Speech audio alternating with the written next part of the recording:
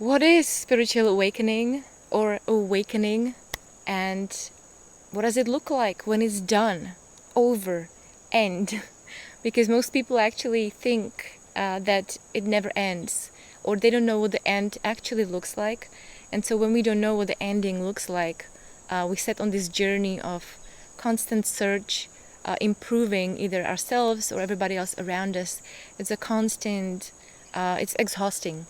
And so today I want to speak especially around the end of it, what it looks like, and also just let's define awakening as we speak about it here on Liv UNBOUND channel, because everyone has an idea about what awakening is, what it should look like, and that's just that, an idea.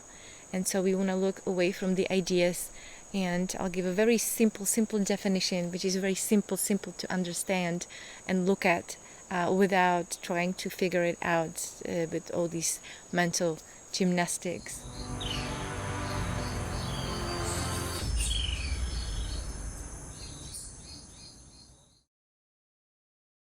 Awakening is simply when we recognize that what we thought was true isn't.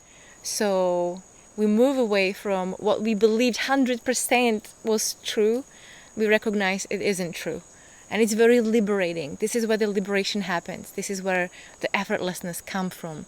It's just like when you believe that your wife is cheating on you, and you try to like fix it, you try to like just feel so stuck in this relationship, and there is a lot of effort, or you leave and you have these attacking thoughts, and it's just painful and suffering, and you have to endure this situation for weeks, months, or years even. When you recognize that it's not true, she actually isn't cheating, there is just nothing to do about it. There is no effort involved. It's just this just liberation. It's very freeing, but it's also very ordinary. It doesn't look like fireworks, just very ordinary. And then from that space you see clearly. But yeah, so awakening, very different to managing emotions. Managing emotions always comes from trying to feel better.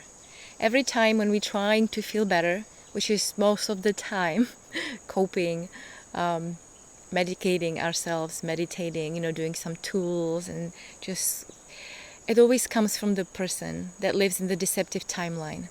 It comes from the person because the person lives in this assumed reality, which is completely made up dream. It's full of restricting stories and assumptions and expectations, and they have simply nothing to do with what is real, what actually happens. And we have no way of recognizing it until we have a system or someone guides us into awakening, away from just feeling better. And when we try to feel better, it's really a never-ending journey, and sometimes it gives us results. Sometimes we feel very empowered for a very long time, or we can think that it's just really working, and it just sets us on a journey until forever. It's just, there is no ending to it. And so what does it look like when it ends, when awakening simply ends? It looks like this. You don't need to change anything. You don't need to change yourself, and you don't need to change anybody else, and you don't need to change any situations in the world. And when I say that, this can sound very frightening for somebody, because we believe, or the person in the timeline already has a plan and agenda, and it already knows what everything should look like. What is the best for everybody? What is the best for you? So it's very frightening to even think or even consider that you could be without the need to change anything about yourself, about other people, or about situations. So it's unthinkable. It really doesn't live in thoughts. It doesn't live in imagination. It has to be recognized. And when this is what we're deeply looking for the end of the search, actually, the end of achieving, when we simply can be with what is without changing anything. And the change, we're trying to change ourselves and other people constantly. And it looks just like overthinking. It looks like they should listen to me more, they should understand, they should be more conscious, they shouldn't be so judgmental, I shouldn't be so weak, I shouldn't be so stupid, I should be more da da da. Like there's just like there's so many dreams, there's so many fantasies about how things should be according to the expert person who lives in the deceptive timeline. So the end of awakening is when we don't need to change anything, because the fantasy about a better world or better ourselves, the image, or better other people, that they should be different, better, that fantasy is collapsed and recognized that it never was real anyway. And so now we can see so clearly the action that comes from this space is it's so effortless, it's so joyful, it's so compassionate. There is no better or worse in this. There is the feeling of just pure recognition of compassion, that everyone is the same, that we all have the same limitations, and the compassion comes from this place. So in a nutshell, awakening is simply when we recognize that what we thought was true isn't, and this can happen on personal level. It can happen with stories and restricting assumptions and personal identities that cause all suffering.